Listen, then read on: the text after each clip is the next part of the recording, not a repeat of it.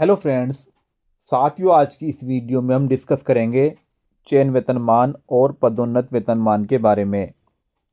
चयन वेतनमान और पदोन्नत वेतनमान कब लगता है? चयन वेतनमान और पदोन्नत वेतनमान में क्या अंतर है? चयन वेतनमान के बाद सैलरी में कितनी बढ़ोतरी होती है? पदोन्नत वेतनमान के बाद सैलरी में कितनी बढ़ोतरी होती है? कितना एचआरए बढ़ता है?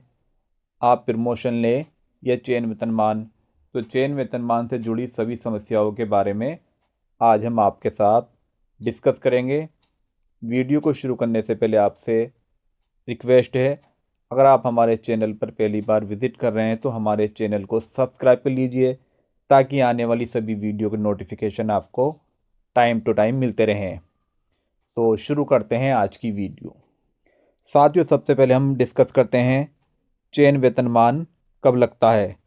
साथियों, जब आपके एक ही पद पर 10 साल पूरे हो जाते हैं तब आपको चयन वेतनमान का लाभ मिलता है।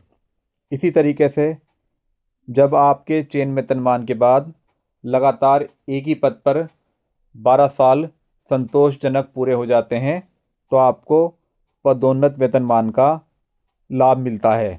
अब हम समझते हैं कि एक एग्जाम्पल से कि आपकी सैलरी में कितनी बढ़ोतरी होगी, कितना आपका एचआरए बढ़ेगा। साथ ही यहाँ पर आपके सामने 3 एग्जाम्पल है। इन 3 एग्जाम्पल के बाद आपके सारे डाउट क्लियर हो जाएंगे। मान लीजिए किसी कर्मचारी की ज्वाइनिंग डेट 1 जनवरी 1996 है और ग्रेड पे है 4200। 10 वर्ष तक लगातार संतोषजनक सेवा करने के बाद चयन वेतनमान का लाभ मिलता है। तो 10 वर्ष के बाद 1 जनवरी सन 2006 को चयन वेतनमान का लाभ मिल जाएगा। यहाँ पर ध्यान रखने वाली बात यह है कि इस 10 वर्ष की सेवा में कोई भी टर्मिनेशन वगैरह नहीं हो, आपकी सैलरी में कोई कटौती ना हो, आपका कोई प्रमोशन नहीं हुआ हो, तभी आपको चयन वेतनमान का लाभ मिलेगा।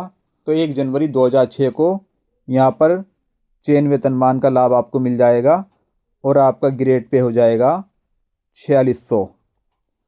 4600 ग्रेड पे होने के बाद आप एक ही पद पर लगातार 12 साल तक संतोषजनक सेवा करते हैं। उसके बाद आपको पदोन्नत वेतनमान का लाभ यहाँ मिलेगा। तो 1 जनवरी 2018 को आपको पदोन्नत वेतनमान का लाभ मिल जाएगा और आपका ग्रेड पे हो जाएगा 4800। अब हम दूसरे एग्जाम्पल को देखते हैं। मान लीजिए किसी कर्मचारी की ज्वाइनिंग डेट 1 जनवरी 1996 है, ग्रेड पे है 4200। 5 साल के बाद इस कर्मचारी का प्रमोशन हो जाता है। प्रमोशन के बाद ग्रेड पे हो जाता है 4600। प्रमोशन डेट है 1 जनवरी 2001। चूँकि यहाँ पर 10 साल की सेवा से पहले प्रमोशन हो गया, इसलिए यहाँ पर चयन वेतनमान का लाभ नहीं मिलेगा। अब चयन वेतनमान का लाभ मिलेगा 1 जनवरी 2001 के अनुसार। तो 1 जनवरी 2001 के बाद 10 साल तक की सेवा करने के बाद एक ही पद पर आपका कोई प्रमोशन नहीं होता, तब आपको चयन वेतनमान का लाभ मिलेगा। तो यहाँ पर चयन वेतनमान का लाभ मिलेगा 1 जनवरी 2011 को। यहाँ पर ग्रेड पे हो जाएगा 4800। उसके बाद 4800 ग्रेड पे पर लगातार 12 साल तक सेवा करने के बाद 1 जनवरी 2023 को यहाँ पर पदोन्नत वेतनमान का लाभ मिलेगा और ग्रेड पे हो जाएगा 5400। इसके बाद हम तीसरे एग्जाम्पल को समझते हैं। मान लीजिए किसी कर्मचारी की ज्वाइनिंग डेट 1 जनवरी 1996 है और ग्रेड पे है 4200। यहाँ पर चयन वेतनमान का लाभ मिल जाएगा 1 जनवरी 2006 को और ग्रेड पे हो जाएगा 4600। उसके बाद मान लीजिए इस कर्मचारी का प्रमोशन 1 जनवरी 2009 को हो जाता है, तो यहाँ पर ग्रेड पे हो जाएगा 4800। हालांकि यहाँ पर चयन वेतनमान का लाभ 1 जनवरी 2006 को मिल चुका है और प्रमोशन भी हो चुका है। अब प्रमोशन के बाद जो पदोन्नत वेतनमान का बेनिफिट मिलेगा वो 12 साल की संतोषजनक सेवा के बाद मिलेगा। तो 1 जनवरी 2009 को यहाँ पर प्रमोशन हो चुका है। अब 12 साल बाद 1 जनवरी 2021 को पदोन्नत वेतनमान का लाभ मिलेगा और यहाँ पर ग्रेड पे हो जाएगा 5400। तो साथियों, इस तरीके से ग्रेड पे चयन वेतनमान के बाद चेंज हो जाता है। तो यहाँ पर हम एक एग्जाम्पल से समझते हैं। मान लीजिए कोई प्राइमरी टीचर है जिनकी नियुक्ति 15,000 या 16,448 भर्ती में हुई है। उनका वर्तमान में मूल वेतन है 46,200। तो यहाँ पर 60% के अनुसार डीए बना 27,720। एचआरए ग्रामीण क्षेत्र में मिलता है 1,340 रुपये। तो यहाँ पर टोटल सैलरी बनी 75,260 रुपये। शहरी क्षेत्र में 75,940 रुपये और महानगर में 77,960 रुपये। जैसे ही चयन वेतनमान लगेगा तो यहाँ पर ग्रेड पे 4200 से बढ़कर 4600 हो जाएगा।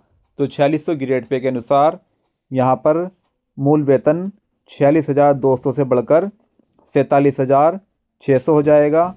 60% के अनुसार डीए बनेगा 28,560। यहाँ पर एचआरए 1,340 से बढ़कर 1,840 हो जाएगा। तो यहाँ पर एचआरए 1,840। टोटल सैलरी बनेगी 78,000। इसी तरीके से शहरी क्षेत्र में 78,920 रुपये सैलरी बनेगी और महानगर में 81,680 रुपये सैलरी बनेगी। तो यहाँ पर सैलरी में कुल बढ़ोतरी होगी। ग्रामीण क्षेत्र में 2,740 रुपये की, शहरी क्षेत्र में 2,980 रुपये की और महानगर में 3,720 रुपये की। इसी तरीके से 72,825 भर्ती में भी जो बढ़ोतरी होगी वो इस तरीके से होगी।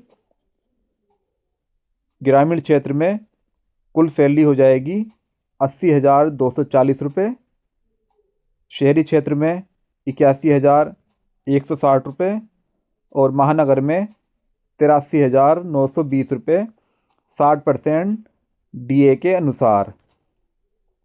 तो यहाँ पर भी सैलरी में कुल बढ़ोतरी होगी 2,740 रुपये की ग्रामीण क्षेत्र में, शहरी क्षेत्र में 2,980 रुपये की और महानगर में 3,720 रुपये की। तो साथियों, इस तरीके से चयन वेतनमान और पदोन्नत वेतनमान के बाद आपकी सैलरी में बढ़ोतरी होती है और आपका एचआरए भी बदल जाता है। साथियों, अगर आपको हमारी ये जानकारी पसंद आई तो लाइक कीजिए, शेयर कीजिए, हमारे चैनल को सब्सक्राइब कीजिए। धन्यवाद।